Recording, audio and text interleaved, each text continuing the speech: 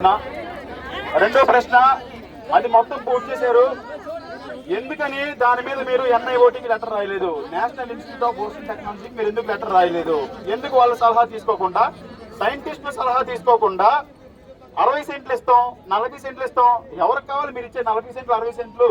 మీరు ఇచ్చేది ఏంటంటే గ్రామ కంట్రోల్ ఉన్న భూమి RSR కాపీ ఓపెన్ చేస్తే మీకు క్లారిటీగా కనబడుతుంది 499-2లో.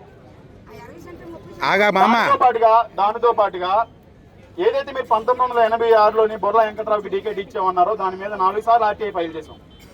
ఎందుకని RTIలో మీరు దానికి సంబంధించిన ఇన్ఫర్మేషన్ మా ఆఫీస్లో లేదని చెప్పి సమాధానం ఇచ్చారు?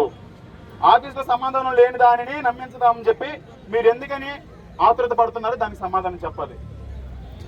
ప్రశ్నగా, మత్స్యకారుల బోట్లు అక్కడ ఉన్న బండరాలకు గుద్దుకొని 20 బోట్లు, దాదాపుగా 30 బోట్లు కన్నాలు పడి నష్టపోయి లక్షల్లో నష్టపోయి ఉన్నాం. ఒక వ్యక్తి ప్రాణాపాయ స్థితిలో నుంచి బయటకు వచ్చాడు.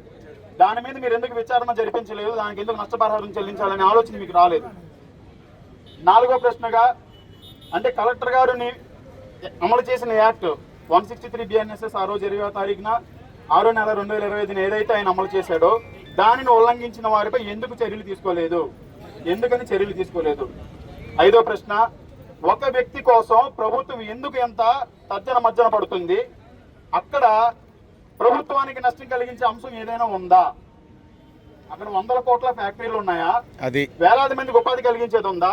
ఈ రోజున మేము మత్స్యకారులు రాష్ట్ర వ్యాప్తంగా 14,50,000 మందికి పైగా ఉపాధి, స్వయం ఉపాధి. ప్రభుత్వాన్ని ఎప్పుడు మేము ఉద్యోగాలు ఇమ్మని అడగలేదు. ప్రభుత్వం